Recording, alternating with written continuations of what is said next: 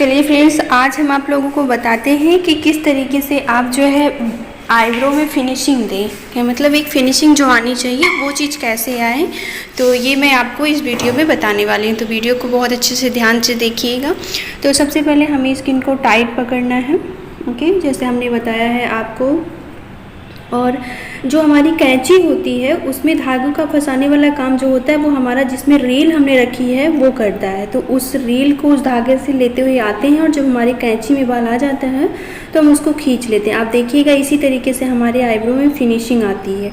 बाकी एक एक बाल तो सभी निकाल लेते हैं, लेकिन जब फिनिशिंग की बारी आती है तो हमें इसी तरीके से करना होता है। तो आप वीडियो को बहुत ध्यान से देखिए और जो है इसी तरीके से प्रैक्टिस करिएगा।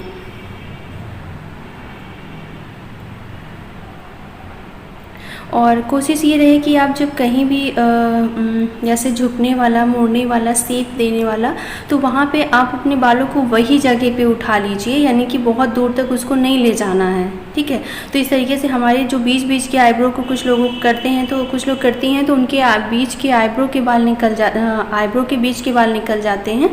तो वहाँ पे क्या होता है कि फिर आईब्रो खाली खाली रखती है, वो अच्छी नहीं लगती, और फिर वो अच्छा काम में नहीं माना जाता है। लेकिन जब हमें ये चीज़ की प्रैक्टिस हो जाती है कि हम उसी जगह पे, अगर कोई बाल हमें बीच का निकालना है, हम उसी जगह पे धागे को चला के उठा लें तो दूसरी जगह धागा नहीं जाता, तो उससे हमारे दूसरी जगह के बाल नहीं निकलते। आप देख सकते हैं इस तरीके से हम शेप दे रहे हैं। और ये राउंड शेप वाली आईब्रो है, इसको गोल शेप में बोल सकते हैं।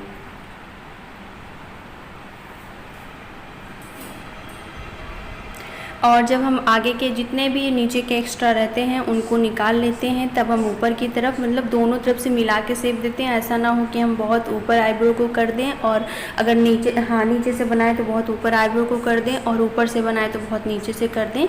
एक बैलेंस लेकर चलना पड़ता है। पहले आप नीचे के शेप दे लीजिए, उसके बाद ऊपर का दीजिए। कुछ लोग ऊपर से देते हैं, कुछ लोग नीचे से देते हैं। तो कोशिश यही होनी चाहिए कि आप नीचे से दें, ताकि आपकी आईब्रो नीचे ना झुके।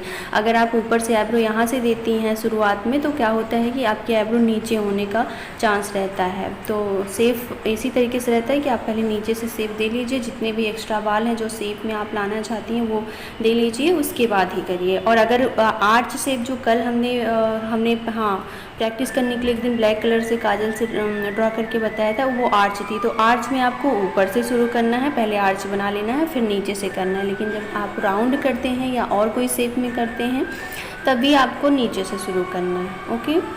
तो बीच के इस तरीके से हमने उस दिन भी आईब्रो में बताया था कि अपने हाथों का एंगल हर तरीके से आना आपको बहुत ज़रूरी है, क्योंकि बालों की डायरेक्शन कोई एक निश्चित दिशा में नहीं होती है, वो कई दिशा में होती हैं की डायरेक्शन। तो उसको देखते हुए फिर हमें बाल निकाले जाते हैं। हमेशा चाहे वैक्सिंग से किया हुआ हो, चाहे थ्रेड से करें, किसी भी तरीके से करें, हमें हमेशा बालों की उल्टी दिशा में ही बालों को निकालना होता है, उसी से ही निकलते हैं, ठीक है। तो दोनों हाथ यहाँ पे मैं यूज कर रही हूँ, जहाँ जिस तरह दिशा में बाल है उसी हिसाब से अपने हाथों को यूज कर ले रही हूँ, चला रही हूँ। और जिनके पास कोई धागा नहीं है वो घर के रील के जिनसे कपड़ा सिलती हैं उससे करें। और यहाँ पे जो होता है ना, यहाँ पे गोल नहीं होता, यहाँ पे चौकोर शेप होता है। तो ये चीज़ के लिए आपको कैंची से कट करना है, उस बाल को निकालना नहीं है, सिर्फ कट करना है। नहीं तो अगर आप यहाँ से बालों को निकाल देंगी, उखाड़ देंगी, तो यहाँ से फिर वो बहुत ज़्यादा खाली हो जाएगा।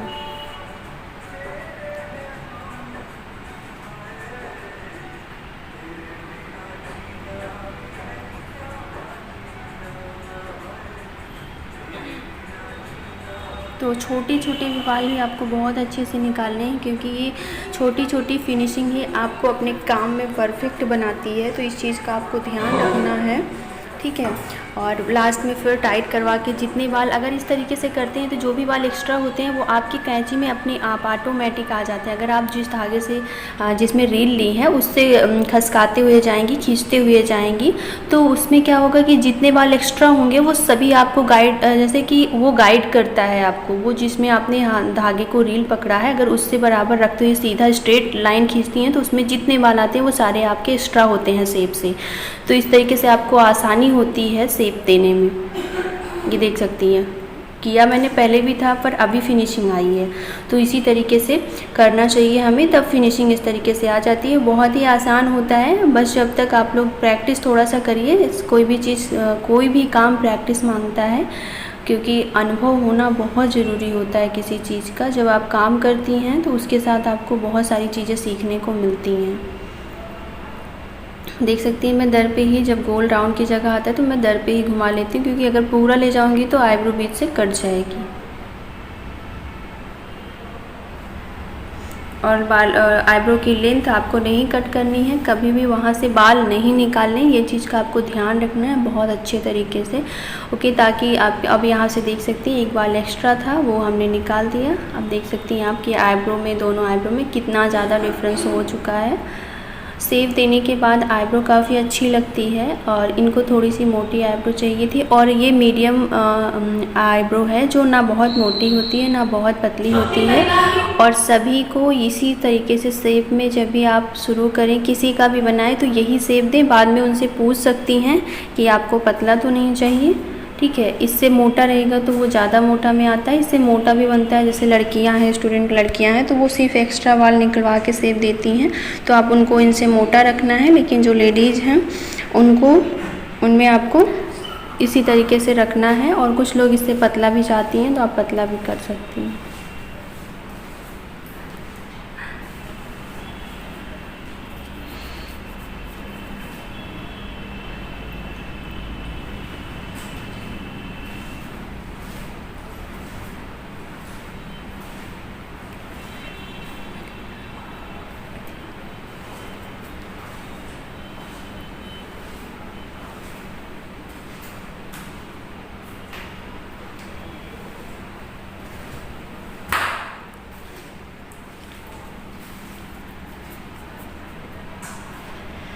तो थोड़ा सा बीच में जो है वीडियो नहीं रिकॉर्ड हुई थी, पर उसमें हो गया था। इसमें क्या है, वीडियो भी हम ही बनाते हैं और काम भी हम ही करते हैं, इसलिए कुछ कहीं जगह पे छूट जाता है। लेकिन उम्मीद करती हूँ कि आप लोगों को इससे समझ में आ गया होगा।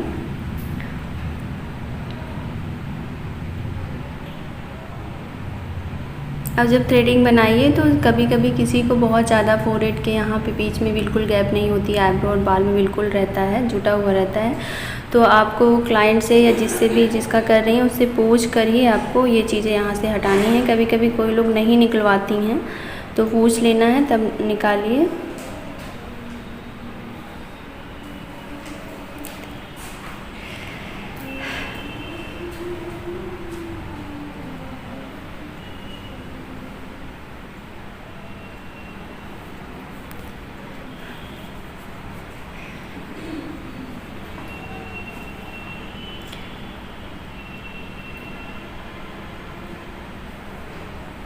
यहाँ पे एक्स्ट्रा है ऊपर, तो कट करना है झुका के, कैंची से नहीं कट करना है, नहीं तो वो फिर वहाँ पे पतली हो जाएगी आईब्रो या कम लगेगी। से एकदम बिल्कुल स्ट्रेट कट करना है ताकि आईब्रो वहाँ से चौकोर आए, क्योंकि शुरुआत की आईब्रो जब चौकोर होती है तो वो अच्छी लगती है।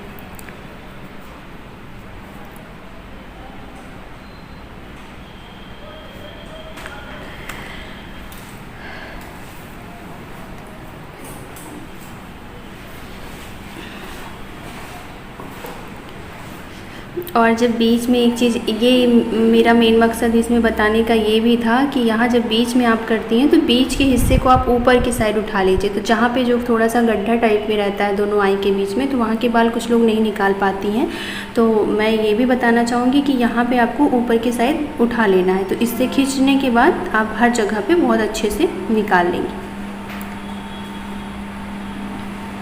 और कभी कभी कुछ बाल ऐसे होते हैं जो एक बार थ्रेड लगाने के बाद वो नहीं निकलते हैं, तो उनको बहुत प्रेशर के साथ निकालना पड़ता है, तो धागे को थोड़ा छोटा कर लेना चाहिए। यानी कि जब हमने जो कैंची बनाई है वो लंबी नहीं बल्कि छोटी, तो प्रेशर ज़्यादा होता है उसके ऊपर, हमारा दबाव जो होता है वो ज़्यादा अच्छे से बन पाता है।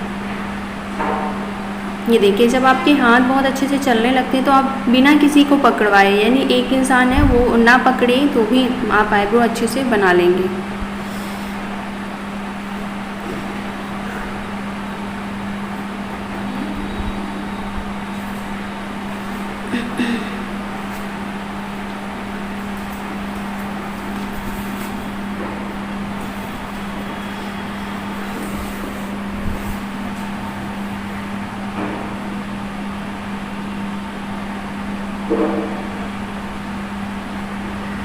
अब तक वीडियो लगभग 8 से 9 वीडियो जा चुकी हैं थ्रेडिंग के ऊपर। तो उम्मीद है कि आप सभी लोगों को पसंद आ रही होगी और अब थ्रेडिंग कोई भी कन्फ्यूजन नहीं होगा थ्रेडिंग में। फिर भी कोई कन्फ्यूजन हो तो आप लोग व्हाट्सएप पे मुझे पूछ सकती हैं मैसेज करके, क्योंकि अब मुझे नहीं लगता कि कोई भी कन्फ्यूजन हो। अभी एक वीडियो और डालूँगी जिस पे आप लोग प्रैक्टिस कर सकें। जो बहुत जो शुरू से फॉलो कर रही हैं उनको तो समझ में आ गया, लेकिन कुछ लोग नए हैं तो उनको नहीं पता चल रहा है कि हमने इतनी वीडियो डाली है, तो वो किस तरीके से प्रैक्टिस करें एक बार हम फिर से बताएंगे। उसके बाद आईब्रो पर वीडियो नहीं डालेंगे। जब कोई नई आईब्रो आती है जो बिल्कुल कभी बनी नहीं है तो उसको किस तरीके से शेप दें उसकी वीडियो डालेंगे।